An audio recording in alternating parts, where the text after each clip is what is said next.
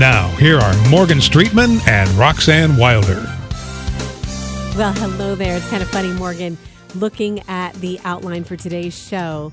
And it's funny because I drive to work this morning. I'm listening to the newscast, and it's like they're hammering Trump, as it always is. And this week seems like it's going to be particularly bad for him as the Democrats look to pull in all these witnesses. So then I look at our show rundown and I say, okay, we're going to address that a little bit, but we're going to look at these other people who might be doing some bad stuff, right? Yeah. Well, we got a lot of things to talk about today.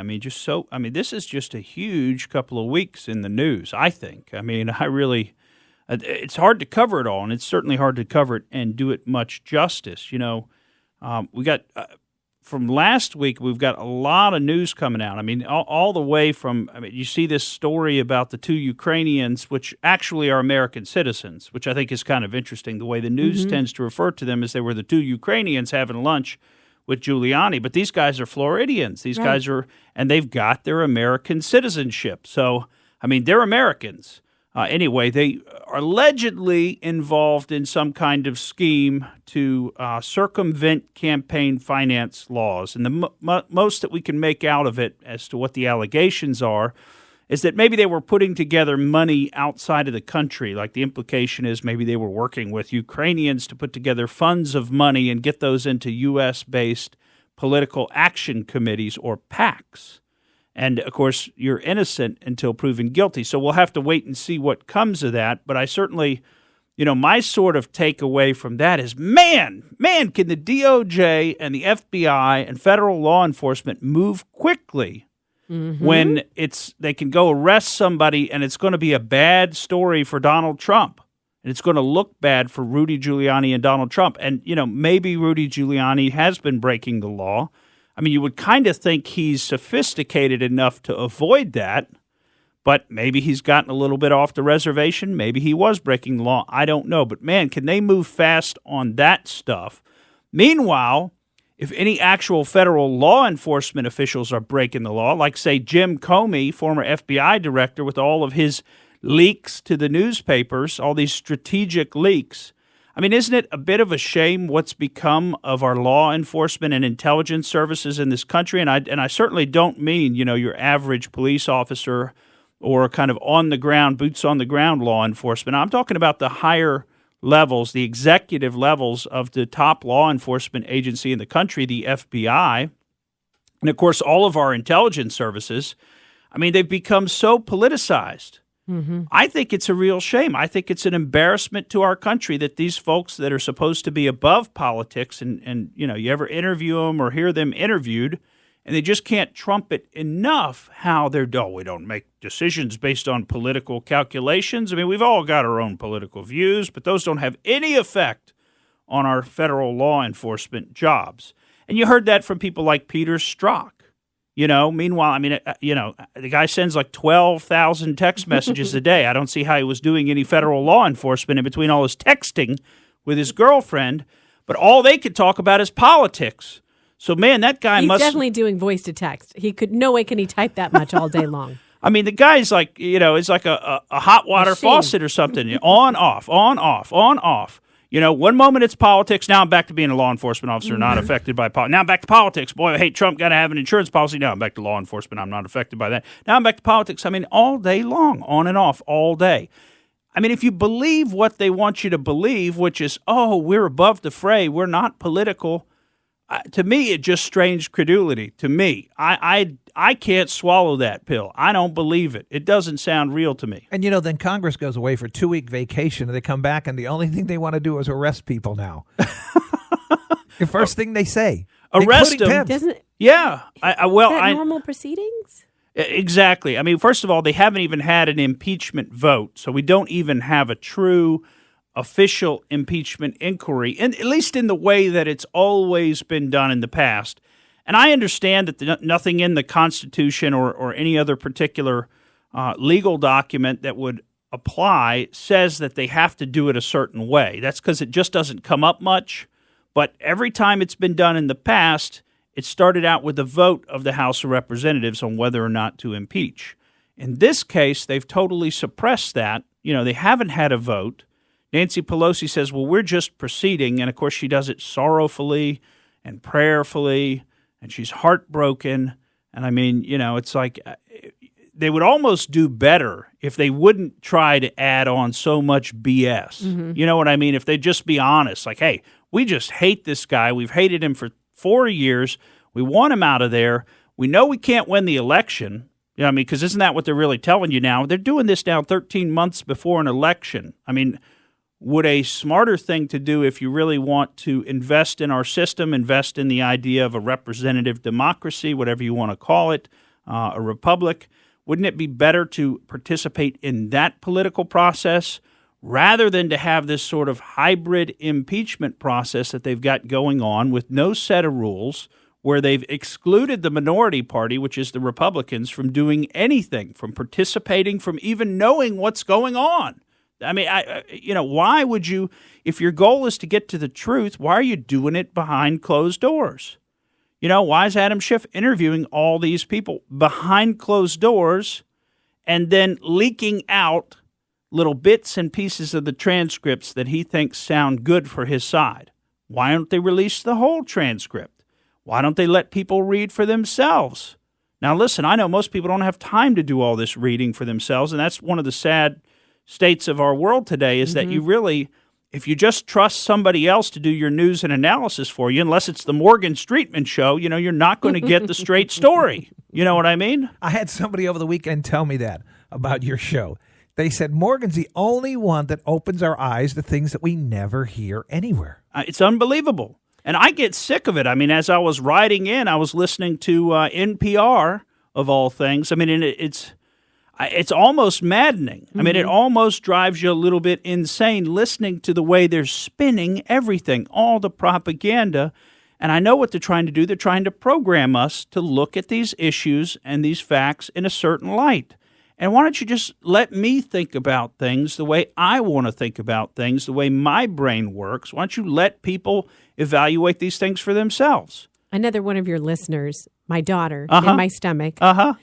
She kicks up a storm. 10 a.m. Monday. I get more kicks and punches. So it's either that she loves Morgan's voice or she's really passionate about these issues as well, or maybe a combination of both. I mean, she gets fired up. She's in there. She's cheered me on. She's like, you tell him, Morgan. You tell him.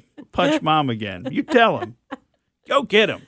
Go get him. Well, it's too much. I mean, unfortunately, there's too much detail for us to cover in some of this Ukraine stuff. But I'll tell you, there's some great videos out there, and I want to point folks to one in particular that I've watched. I don't know if you've gotten a chance to see it, but it's one of these famous Glenn Beck chalkboard videos, where he gets out the chalkboards and he has these lengthy explanations on the chalkboards. And it's about an hour long, and it goes into all of this Ukraine stuff. I mean, literally all of it, not just the little pieces of the Trump phone call this year, not just the little pieces of the Hunter Biden, Joe Biden involvement kind of at the beginning, but it sort of goes through everything in between. And the stuff that's been going on in Ukraine and around the world where a lot of our aid funds are distributed, and this is going back to some of this, it's USAID and other ways that we take funds and we distribute them throughout the world. And also we're involved in things like the IMF, and we've talked some about that on this show, about how unfairly we can treat some of these nations that aren't as far along maybe as we are by going in and making these big development loans to the nations, which then a lot of times are abused by the leadership. So the leadership takes part of the loan for itself. They essentially embezzle the funds. And, of course, who's on the hook for it? It's the people of the country, and what secures it? It's the resources of the country, like, for instance, the natural gas resources. So we give all this money to these corrupt leaders. They steal a whole bunch of it. They can't do the economic projects that the money would support. Things don't happen, and then they can't pay back the loan. And then we say, well, that's no problem because we'll just take some of your natural gas reserves, and those are ours now. And you see, that's kind of a way. And there's a book out there called Confessions of an Economic Hitman that if you're interested in reading up on this, you may want to read up on that. But that's kind of how we conduct ourselves in large part. Now, you do want to go out. I want you to go out and watch that Glenn Beck video. If you just type into YouTube, Glenn Beck Chalkboard Ukraine, you'll get to the video. There's a couple different versions of it, but the version that's about an hour long is plenty long enough. That one gets you into enough of the detail. And that'll kind of explain the whole lay of the land in Ukraine to you. But what we could say here is it's very complicated and it's very corrupted. But our political establishment is right there playing ball with the corrupted officials. And this is going back to the Obama administration. And they're playing ball with them, and they're using Ukraine as a conduit for various things. And it gets into the Manafort issues and everything else. There's a lot there to look into. But Ukraine is a very corrupt place. And you just have to wonder, what did Hunter Biden do for the $3 million? We'll be right back.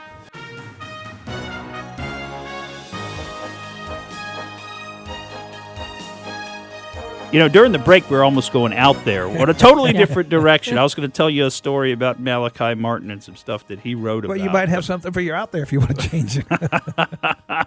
At this point, I'm sticking with what I got. Well, we definitely have a future out there, although it may be too out there for some people. I don't know. Hey, can I ask you, before you jump, can I ask you one thing?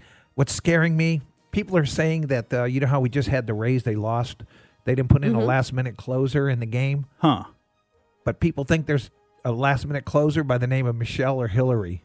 Oh, boy. Yeah. They're really worried about that. That's what bring the old warhorse back out for one more trot around the ring there. I don't know. I mean, I think it would be hilarious if they were to run Hillary again because, I mean, almost anybody in their right mind could have beaten Donald Trump. He had no money. He was kind of a strange guy, with a lot of baggage. I mean, if they'd have had a real candidate who people didn't absolutely hate, I think they would have beaten Donald Trump. But they had Hillary Clinton, who people just revile her. And I personally think with good reason. I think she's, not a nice person. And I think she's got a demonstrated history of just being in politics for herself, like when she set up the fraud that's the Clinton Foundation, that giant worldwide charity fraud, to take money from people for access to U.S. government. And for some, that we talk about these development loans. I mean, who do you think sort of divvies these things out? It's the State Department. So, you want some money for your country, which we actually know you're going to steal and put in your pocket? Well, give some money to the Clinton Foundation first, which I'm going to steal and put in my pocket, right? So, you got to give to get, right? So, but let's do our local interest story, Roxanne. Sure. This is and kind of along the lines of, Pat, your sports references, so you'll like this one. This is local and global. Bucks play in London yesterday.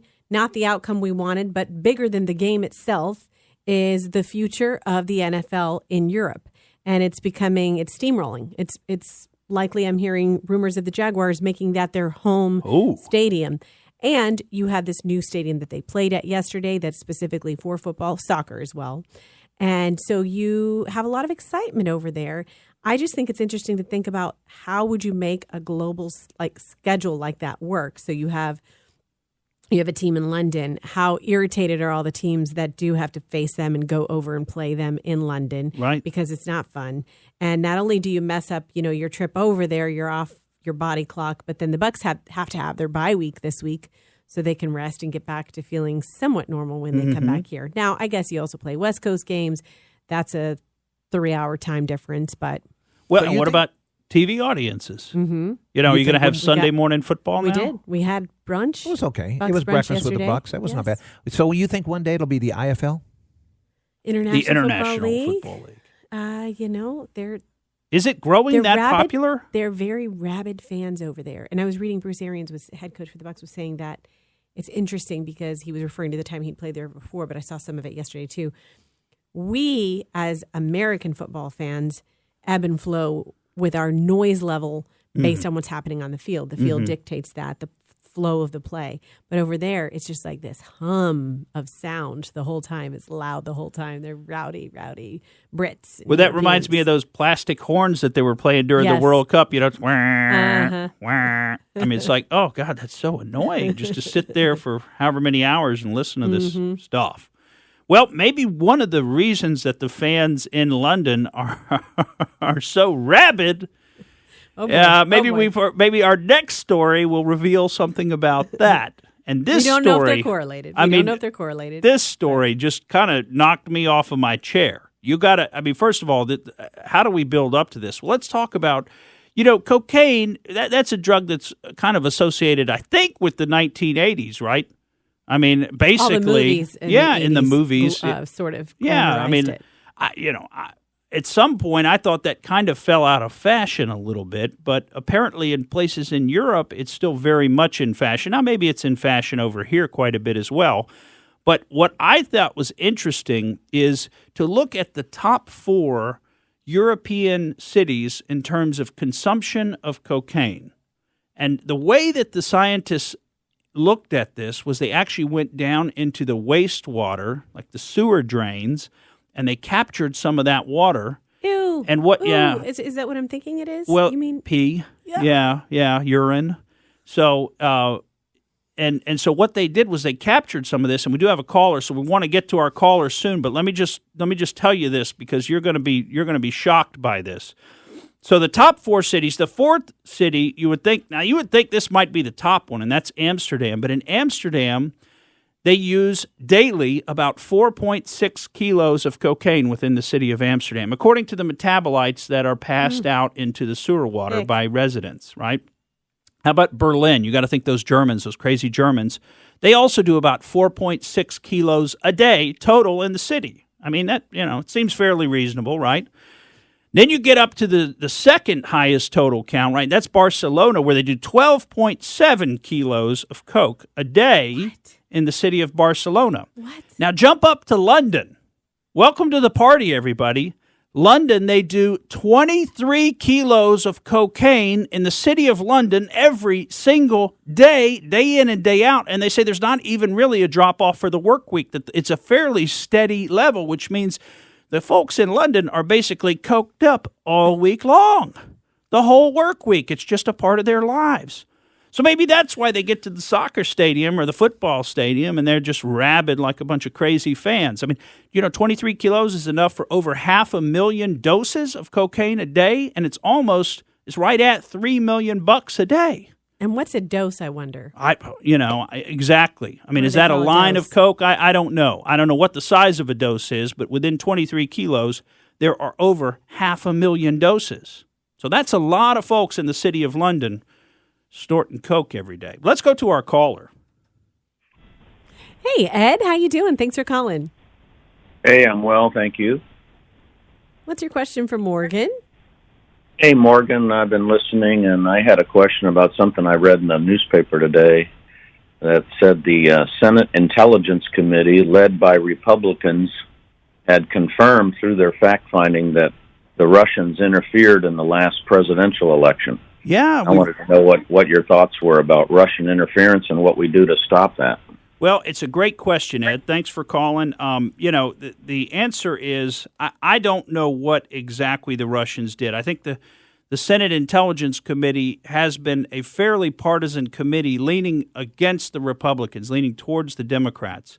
Now, if we look at the testimony, the congressional testimony that's been given by both Facebook and Google executives, allegedly what happened was they had these kind of content farms that were out there basically putting out memes and using Facebook to try to distribute these memes. Now, the memes, if you understand what a meme is, it's kind of like a picture, and then it's got like a joke along with it or something pithy that's said along with it. And these were broad-based. They weren't necessarily specific to a candidate, but they were a broader-based thing, like there were memes, I think, attacking homosexuality and the LGBTQ movement and things like that. Those were some of the types of memes. I think the most popular of the memes that got the most traction was something with Yosemite Sam. So these weren't specific to one or the other political candidate. So to the extent that we have any Russian interference in the election, the evidence that I've seen in terms of what they were doing is fairly minor. And it's also fairly insulting to think that these minor inputs into our election, which would be just, distributing content somewhere that people wind up sharing, that actually had an impact on the election. I mean, exactly how stupid do we think the American voters are? I don't think they're stupid. I think politicians think they're stupid, like Nancy Pelosi and Adam Schiff and others. And we see them treat us like we're stupid, like we can't remember what happened last week, like we can't listen to congressional testimony ourselves. So they think they're just going to state conclusions for us and we're just going to buy them hook, line, and sinker. But, I don't think that there's been any actual evidence of any significant interference in our elections. So, I'm sort of a non-believer in that whole line of thinking that there was significant election interference coming from the Russians. And for me, with the lack of trust that I've developed in federal law enforcement over the past several years after what we've seen that they've been doing, including last week, the report that came out from Judge Boasberg on the Foreign Intelligence Surveillance Court. He's a FISA judge, and he found that there have been tens of thousands of violations of the Fourth Amendment by the FBI. And that's actually recent. That's in 2017 and 2018. Now, we know that this Friday, the IG report is supposed to be coming out on the FISA abuses that occurred before 2017. So all this is to say that I have a hard time taking what some of these politicians and some of these political groups, including the groups in the Senate, and the Senate Intelligence Committee, to me, is kind of a hotbed of this hyper-politicized, information flow. And so I don't tend to take what they say extremely seriously. Now, obviously, there was some level of Russian interference in the same way, I suppose, that, there was some level of interference by mosquitoes. Maybe one person didn't go to the poll because, there's too many mosquitoes out or something. I mean, it's like this really highly tangential relationship between the input and the output of voting. So the input of seeing a meme somewhere and somehow the output is that affected your vote. And I just don't see the correlation or the connection. We'll have some more on that for you when we come back.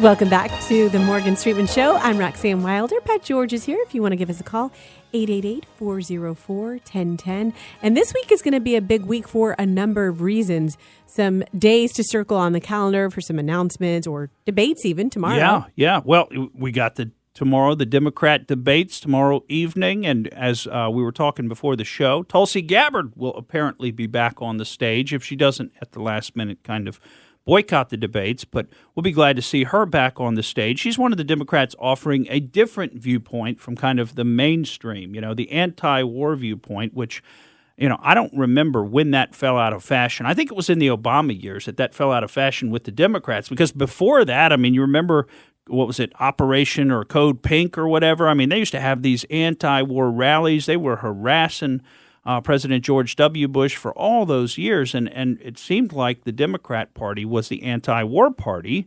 But now fast forward just 8 years later to today, and the Democrats are as rabid of, pro-war people as you can find among the neocons, who used to kind of run the Republican Party. And, of course, the Republican Party has sort of shifted maybe in some areas a little bit. At least Donald Trump has shifted to be anti-war just as a concept. Now, we're still, it's funny to even say that because we're still in wars all around the world, and we have troops scattered all around the world at something like, a couple of hundred bases all around the world. So to come in and say that we're somehow anti-war is maybe a little bit of a misnomer. But not as many in a certain place because not of as last many in week. Syria. That's right. And Pat, you wanted to know Was that a good thing or a bad thing? Well, look, I think we had to get out of the way. That's what I think happened. I don't think this was some kind of coordinated effort. Apparently we had about 50 people, which I'm assuming are all special forces trainers, working there with the local Kurds. But, we've been working with the Kurds now for years, and the Kurds have wanted to establish an autonomous region there for years. And you hate to say it, but they just haven't gotten it done. We can't stay over there forever and hold people's hands the way that we seem to want to do, like in Afghanistan and other places. Well, if we just keep staying longer, things will be okay. No. In that part of the world, it seems like things just don't get better. And I don't know what we could possibly do about it, but at some point you just got to throw up your hands and say, look, we can't help this situation by being here. Now, in this particular case, it's my understanding Turkey indicated to us, we're coming in, we're invading. So you guys best get your troops that are there for advisory purposes out of the way, because we don't want to kill those guys, but we can't necessarily control what happens when we do this invasion. I mean, an invasion is something that takes planning, logistics. You've got to have the troops mass up to invade, etc. So this was not a decision that was just Didn't made. sound like that in the news. Well, the news played it a totally different way, didn't they? Yes. And that's what part of the problem is, I think, is that the news is always trying to spin things to get you to think about issues in a certain way. So they start out with a defined outcome that they're trying to achieve. And that should not be what they're doing. What they ought to be doing is trying to report as much of the facts as they can to give you the full picture. To have more questions. Well, so you can make up your own mind about things rather than starting out saying, how do we want our viewers to view this particular story or to respond to this, and what things can we do to get them to respond in that way? So let me understand this. Trump didn't take them out because he wanted to take them out. He took them out to save them. Well, I think he took them out to get them out of the way of Turkey. I think President Trump has, at least it was his campaign issue, that he wanted to pull us out of these wars in the Middle East. And I think what's happened is he's gotten into office, and the resistance from the, ensconced D.C. interests, there's a lot of money made. A lot of money is made in these wars. I mean, we could go back to General Smedley Butler and read his little 19-page tract, which was actually a speech called War is a Racket. And he talks about the war profiteers, the war dogs, the people who make their money from war and from overcharging the government during times of war for supplies, for materiel, for everything. And there's a lot of money in that. And now we've got an entire group of folks who live inside D.C. area.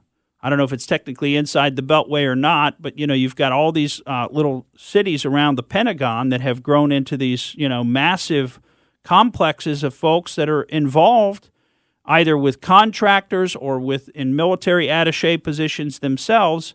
And these folks, it's in their interest, unfortunately, to continue the wars and to have constant war in all places.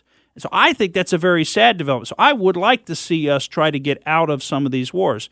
At the same time, I understand and I get the fact that sometimes there isn't another option to defend yourself or defend freedom other than going to war. And, we kind of saw that with Nazi Germany. So you can't necessarily make peace with all these dictators around the world. But you also can't confront every single one of them in every single place. I mean, we're wanting to confront Bashar al-Assad in Syria, which we've been doing for, better part of 10 years now. We've been messing around in Syria with the goal of taking him out. Okay, well, if we're figuring out who's like Hitler, it's not Bashar al-Assad, who controls a relatively small country with a relatively small economy and a relatively small military. He hasn't invaded, a big portion of the globe, and he's not targeting other places like in the U.S., like Hitler was, targeting, wanting to fly these long-range stealth bombers that the Nazis had developed over to New York City and bomb New York. So, but we don't have that with a lot of the dictators that we concern ourselves with, or the Muammar Gaddafi.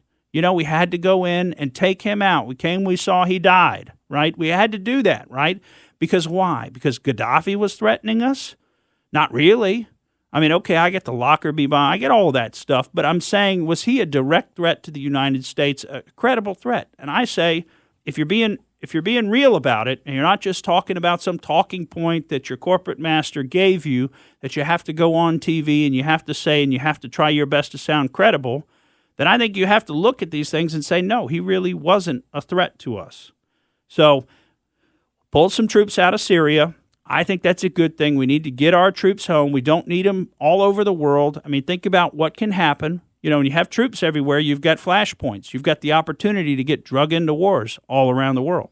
Isn't Syria an area, too, where you see the people who were trying to support there get attacked, and then we don't know if it was a government inside job or if it was ISIS or if it was people that we are fighting against?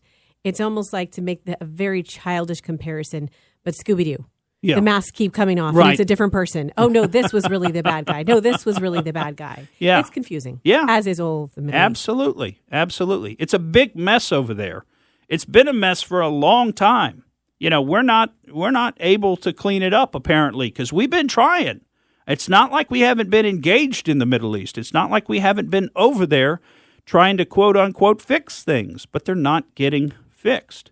So I think at some point you just have to say, this is not in our national interest to continue to stay in these areas and keep our troops. And it's not just an academic discussion. These troops are people with families who are Americans. I mean, and they serve willingly and honorably, and they go over there when called. But does that mean they want to be over there? Not necessarily, not necessarily. But they do their duty when they're called. So we ought to show them the respect of not calling them up except when we absolutely have to, in my opinion. Okay, so we've got a lot of news. I mean, we kind of got off on a tangent there talking about Syria, but I wanted to hit that for you, Pat George, because that is important. And, we've got some other news. So we talked about the Democrat debates coming up tomorrow evening. On Friday, we mentioned the FISA report coming out from the Inspector General is supposed to come out on the FISA abuses. So we're going to see yet again how the Inspector General handles that. Do we get another report that's got 500 or 1,000 pages of abuses and wrongdoing, and then the final conclusion is there were no abuses and wrongdoing, because that's kind of the pattern that we've seen from the Inspector General? Or are we going to get a report where the factual details, the findings, are in line with the final conclusion, and it finds that there is abuse? I mean, there's no question that there were massive abuses of the FISA system, and that's all been covered by an order entered by Judge Rosemary Collier, who also sits on the Foreign Intelligence Surveillance Court. And she entered an order a few years ago talking about their massive abuses, where they let unsupervised third-party contractors freely search the FISA databases. And you're talking about they did searches on tens of thousands of Americans. And what happened to the data that was returned by the search? We don't even know. There's some people who speculate, and I think there's some reason to possibly believe that some of that data was actually captured for future use. So, I mean, imagine that, folks. Imagine if – now, it really doesn't ring true to any of us because we're all normal people. We got normal lives. We're not these hyper-political people who are always trying to be at war with our political opponents. But imagine if we were, or just imagine what you could do if you could look up all your friends and you have dirt on all your friends and all your enemies and everybody else, and you just put that on a disk, and I'm just going to save this for when I might need it one day, when I might need to use some of this. I mean, it's kind of frightening when you think about the level of information that these people had unsupervised access to. So that's coming out on Friday. I'm hoping that's going to be a bombshell, and I'm hoping that's going to lead to some kind of criminal indictments because, we've got to have some justice here at some point. And, I wanted to share with folks because I listened to a lot of different commentators and analysts, and there's one in particular that I really like, and that's Greg Hunter. And, we've sort of covered his postings, and it's not really a blog, but it's more like a video thing that he does. He interviews a lot of people. But he had some really interesting comments on Bill Barr and what might or might not be coming down that I wanted to share with folks. Let's see if we can run that. I think also, too, and I'm hoping this is right, that William Barr and John Durham, the people, the Attorney General and his top investigator, are investigating this coup and how it started. And there's so many things we know about already. I don't know what they're waiting for. They know that FISA warrants were phony. They know they used a phony dossier paid for by Hillary Clinton. They know they used this dossier to apply fraudulently for FISA warrants.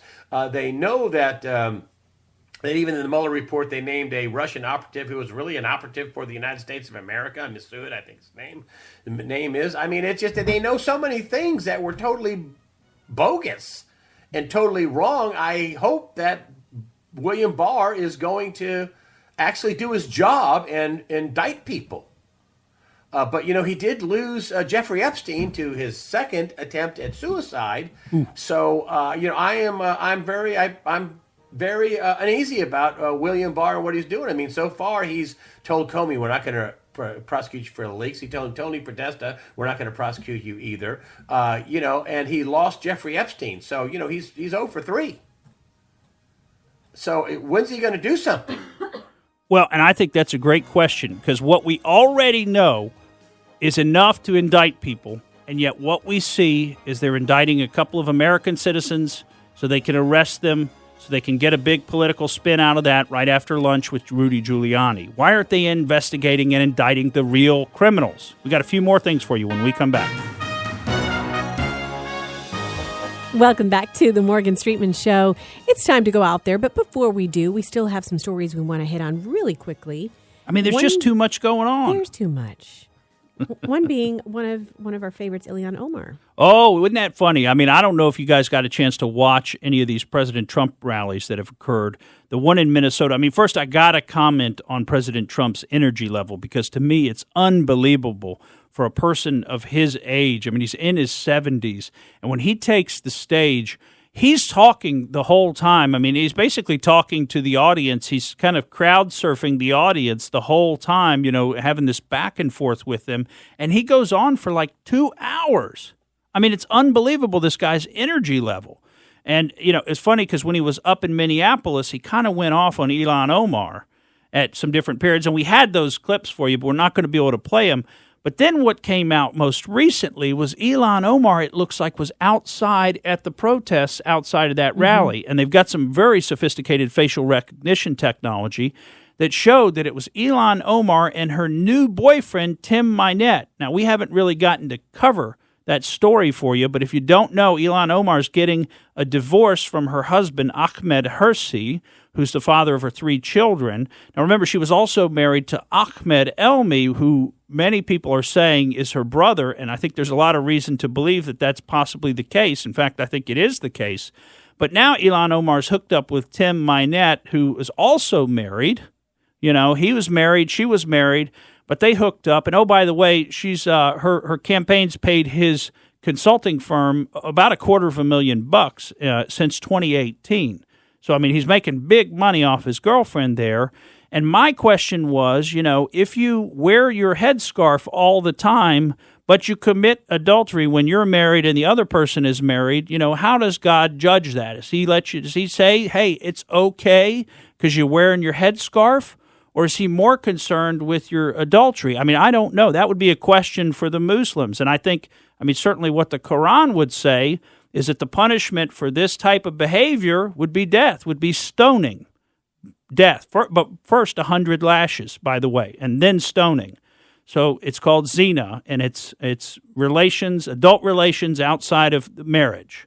And that's what she's doing, and I think it's just stunning. But anyway, she was there with her boyfriend, and you can look that up. Look up Ilhan Omar facial recognition camera, and you'll see not only it'll be a little scary how far the facial recognition technology has come, because, I mean, it is really, really good now. They can pick you out of a crowd.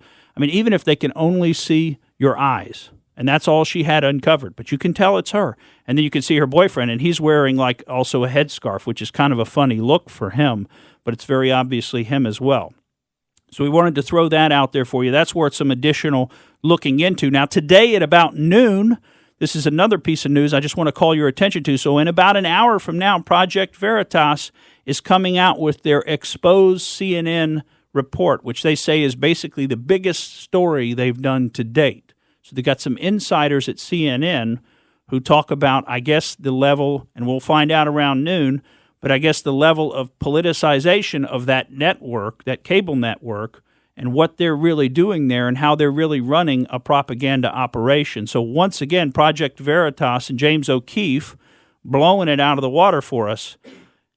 One more. Now, this is a little moment of personal privilege before then we're going to go out there, Pat. And you give me a funny look there like, hey, Streetman, you better get to it. I don't want you to run out of time. We're running out of time. 4 minutes. We're running out of time. But I wanted to thank our longtime listener, Keith. He's given me a book called Bitten, and this is a book about the history of Lyme disease.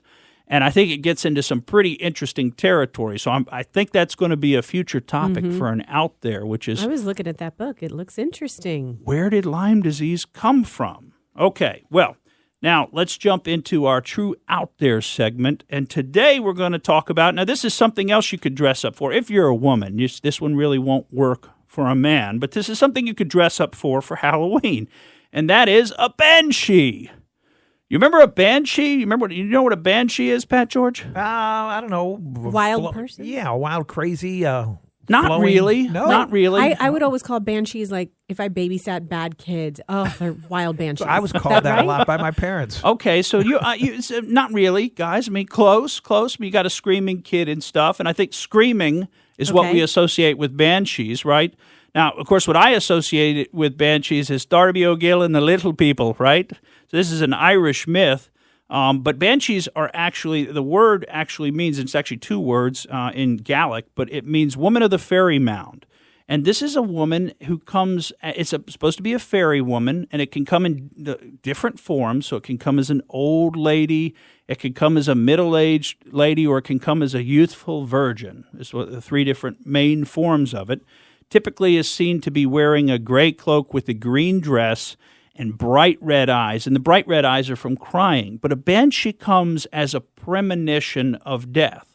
So a banshee in Ireland, and stories of the banshees go back to the 800s, right? So, I mean, they go way back in time, and we've got even some writings about them in the 1380s, one called Triumphs of Turlough by Sean McCraith, and that, talks about the reality of banshees. So these are a long-time mythological creature associated with the fairies and the little people.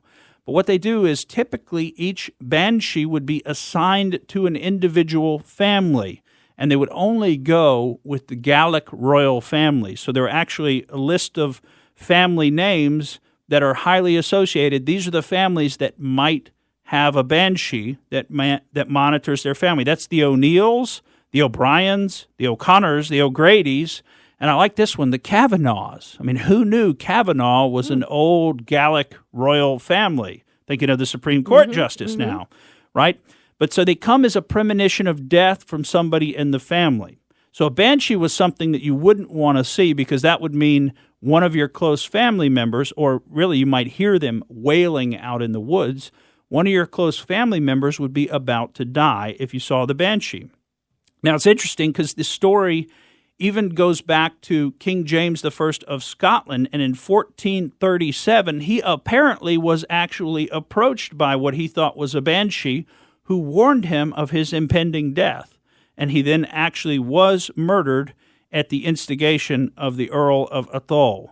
So, this is not a news story. This is not something that was just come up with by Hollywood. This is something that the Irish believe for a long time. And interestingly, also the Scottish believe in banshees, although they have a little bit of a different version, which is the Bania, which is the washing woman who would be out in the river washing the blood-stained clothes of your relative who was about to die. Yeah, isn't that kind of freaky? Yes. So anyway, this banshee stuff I just find fascinating, and I have to circle back and go back to old Darby O'Gill. And we still got the sound up there? I mean, I don't know, we'll see if this will load.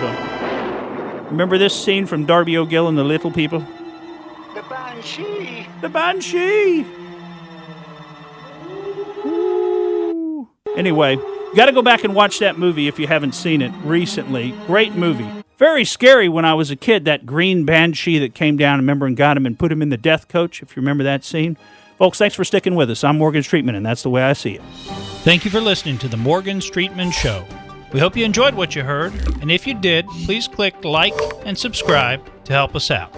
And remember that we recommend that you exercise your brain at least once a week.